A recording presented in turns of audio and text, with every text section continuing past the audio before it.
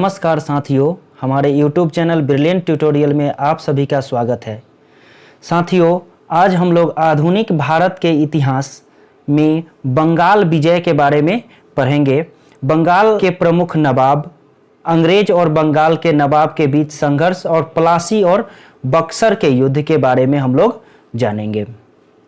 दोस्तों, यदि आप हमारे चैनल पर नए हैं तो हमारे चैनल को सब्सक्राइब कर लीजिए और बेल आइकन को दबा दीजिए। वीडियो पसंद आए तो लाइक कर दीजिए और दोस्तों को भी शेयर कर दीजिए। तो चलिए हम शुरू करते हैं आज का यह टॉपिक, आधुनिक भारत के इतिहास से संबंधित, जो बंगाल विजय से संबंधित है। मुगल साम्राज्य के दौरान बंगाल एक समृद्धशाली राज्य था।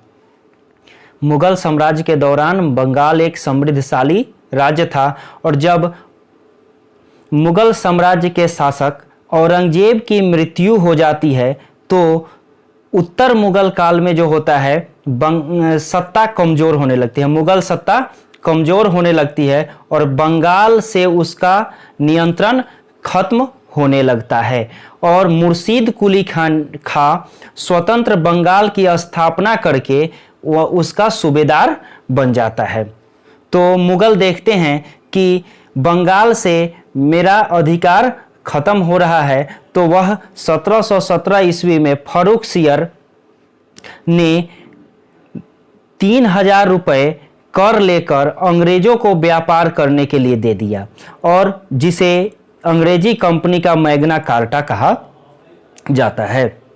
और यहीं से शुरू होता है अंग्रेजों और बंगाल के नवाब के बीच का संघर्ष शुरू होता है और वही संघर्ष जो है सो प्लासी की लड़ाई और बक्सर की लड़ाई के रूप में तब्दील हो जाता है। यह बंगाल के सूबेदारों का क्रम दिया गया है कि कौन कौन से बंगाल में सूबेदार हुए। इससे एक प्रश्न पूछ देता है कि प्रथम बंगाल के सूबेदार कौन थे और बंगाल के अंतिम सूबेदार कौन थे, या क्रम मिलाने के लिए भी दे सकता है।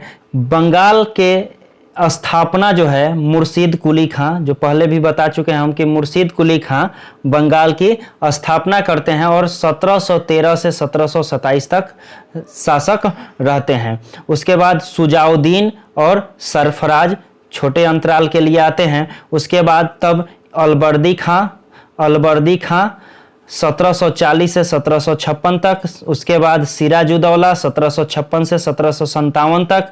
उसके बाद मीर जाफर 1757 से 1760 तक और उसके बाद मीर कासिम 1760 से 1763 तक और मीर जाफर 1763 से 1765 तक। उसके बाद निजाम उदौला 1765 से 1766 तक और सबसे अंतिम जो है सूबेदार होते हैं सैफ उदौला 1766 से 1770 तक।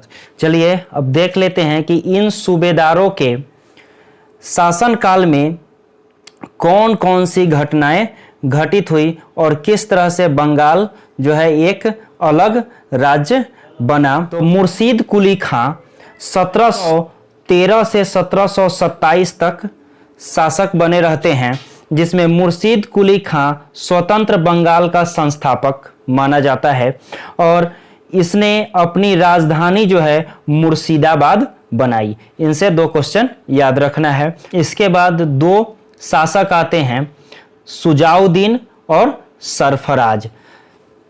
अलवर्दी खां जो है वह सरफराज की हत्या करके बंगाल का सूबेदार बनता है, जो मुगल सत्ता को 2 करोड़ नजराना भेजता है। देखिए, अलवर्दी खां एक सैन्य सिपाही था जो सरफराज की हत्या कर देता है और बंगाल पर अपना आधिपत्य जमा लेता है और मुगलों को 2 करोड़ नजराना भेजता है ताकि मुगल जो है यहाँ पर शासन करने के लिए उसको अनुमति दे सके। लेकिन होता है कि जब एक बार भेज करके वह जो है सो सत्ता हथिया लेता है और उसके बाद दोबारा कभी भी उसको नजराना नहीं भेजता है।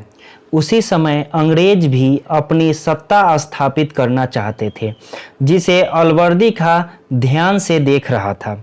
अलवर्दी खां ने कहा है कि यूरोपीय ऐसे मधुमक्खी के छत्ते हैं जिसे छेड़ा न जाए तो वह शहद देगी, वरना काट काट के मार डालेगी। यह प्रश्न आता है कि अलवर्दी खां ने यूरोपीय कंपनियों को क्या कहा है। तो अलवर्दी खां ने यूरोपीय कंपनियों को ऐसे मधुमक्खी के छत्ते हैं जिसे छेड़ा न जाए तो शहद देगी, वरना काट काट काट कर मार डालेगी। अब देखिए, इसके बाद 1756 ईस्वी में अलवर्दी खां की मृत्यु के बाद सिराजुद्दौला नवाब बना। इसके पीछे जो है सो कुछ कहानी है। जैसे होता क्या है कि सिराजुद्दौला के कोई बेटे नहीं रहते हैं और उसकी 3 बेटियां हैं। एक की विवाह पटना में, दूसरे की ढाका में और तीसरे की पूर्णिया में। तो पटना की जो पुत्री रहती है उसके बेटे सिराजुद्दौला बंगाल का नवाब बनता है। उसी समय अंग्रेज जो है अपने कंपनियों की किलेबंदी कर रहा होता है और वह सिराजुद्दौला किलेबंदी करने से अंग्रेजों को रोकता है और उसी के लिए एक जो है दोनों के बीच संघर्ष होने लगता है। तो उसी समय की एक घटना है ब्लैक होल या काल कोठरी की घटना। सिराजुद्दौला ने क्या किया कि 20 जून 1756 की घटना है कि 14/18 के कमरे में 146 ब्रिटिश को बंद कर दिया, जिसमें सुबह तक केवल 23 व्यक्ति ही बचे थे। इस घटना को हॉलवेल ने उजागर किया। हॉलवेल ने उजागर किया, जो उसमें वह भी बंद था और वह जिंदा बचा और इस घटना को सभी के सामने उजागर किया। यही घटना जो है, कहा जाता है कि यही घटना जो है वह प्लासी की लड़ाई का तात्कालिक कारण भी माना जाता है। प्लासी की लड़ाई का तात्कालिक कारण भी माना जाता है। इस समय अंग्रेजों और सिराजुद्दौला के बीच जो है संघर्ष हुए और उसके बाद जो है एक अलीनगर की संधि दोनों के बीच हुई, जिसमें संतुलन रखने का निर्णय लिया गया। अलीनगर की संधि में दोनों के बीच संतुलन बनाए रखने का निर्णय तो लिया गया था, लेकिन जो है अंग्रेज इस ब्लैक होल की घटना का भी बदला लेना चाहते थे, जिसके कारण दोनों के बीच 23 जून 1757 ईस्वी को प्लासी की लड़ाई हुई, जिसमें रॉबर्ट क्लाइव और सिराजुद्दौला के बीच यह लड़ाई हुई। अंग्रेजों की सेना का नेतृत्व रॉबर्ट क्लाइव कर रहे थे और सिराजुद्दौला बंगाल का नवाब था, जिसके बीच हुआ। इसमें जो है जो घटना हुई उसमें देखते हैं क्या हुई थी।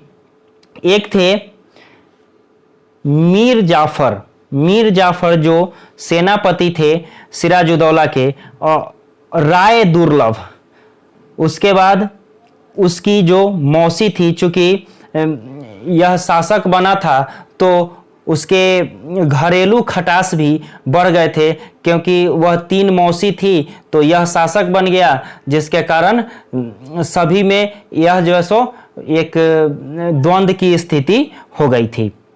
एक थे अमीर चंद जो एक व्यापारी थे और एक जगत सेठ जो कि एक बैंकर थे, ने अंग्रेजों का साथ दिया। इन सभी ने अंग्रेजों का साथ दिया और 2 सेनापति थे मीर मदान और मोहनलाल, जिन्होंने सिराजुद्दौला का साथ दिया और इनकी जो है युद्ध में मृत्यु हो जाती है। और अंत में क्या होता है कि इस युद्ध में सिराजुद्दौला की हार हो जाती है और मृत्यु हो जाती है और इसमें अंग्रेजों की जीत हो जाती है। इसके बाद मीर जाफर को शासक बनाया जाता है 1757 ईस्वी में, जो 1760 ईस्वी तक शासक बना रहता है।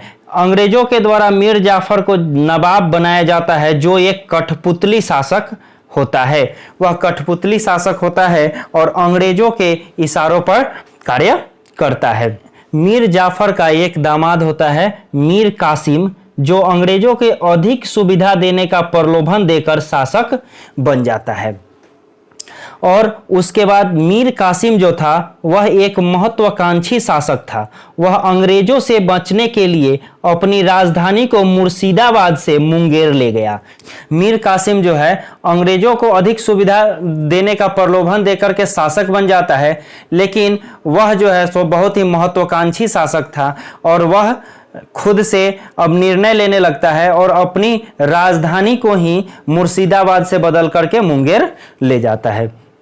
इसने भारतीय व्यापारियों को भी रियायत दी, टैक्स सुधार भी किए, जो अंग्रेजों को पसंद नहीं आया। मीर कासिम पटना में कुछ अच्छे कार्य कर रहे थे जिसे एलिस रोकना चाहते थे। 1763 ईस्वी में वह मीर कासिम से उनकी जो है सामना हुआ, जिसमें एलिस की हत्या मीर कासिम ने कर दी और यह पटना कांड के नाम से जाना जाता है। इससे गुस्सा होकर अंग्रेज मीर जाफर को पुनः नवाब बना दिया। 1763 में पुनः मीर जाफर को नवाब बना दिया जाता है। जब मीर जाफर को नवाब बना दिया जाता है तो मुगल शासक शाह आलम द्वितीय, मीर कासिम और अवध के नवाब शुजाउद्दौला के बीच एक संधि होती है और तीनों जो है सो एक साथ जो है अंग्रेजों से लड़ाई करने के लिए तत्पर होते हैं। तीनों ने मिलकर अंग्रेजों के साथ बिहार के बक्सर में 1764 ईस्वी में युद्ध करता है, जिसे बक्सर का युद्ध कहा जाता है। जिसे बक्सर का युद्ध कहा जाता है। बक्सर के युद्ध का नेतृत्व हेक्टर मुनरो ने किया था, जिसमें अंग्रेजों की जीत हुई थी। प्लासी की लड़ाई ने अंग्रेजों को पैर रखने की जगह दी, परंतु बक्सर के युद्ध से पता चला कि अब अंग्रेज भारत से नहीं जाएंगे। प्लासी की लड़ाई ने अंग्रेजों को भारत में पैर रखने की जगह दी, परंतु बक्सर के युद्ध में जब वह मीर कासिम, अवध के नवाब शुजाउद्दौला और शाह आलम द्वितीय को पराजित कर दिया, तो इससे पता चलता है कि अब अंग्रेज जो है भारत से नहीं जाएंगे और वह सत्ता स्थापित करेंगे। बक्सर के युद्ध में 2 संधियां हुई, जिसे इलाहाबाद की संधि कहा जाता है। पहली इलाहाबाद की संधि मुगल और अंग्रेजों के बीच हुई, जो 12 अगस्त 1765 ईस्वी को हुई थी।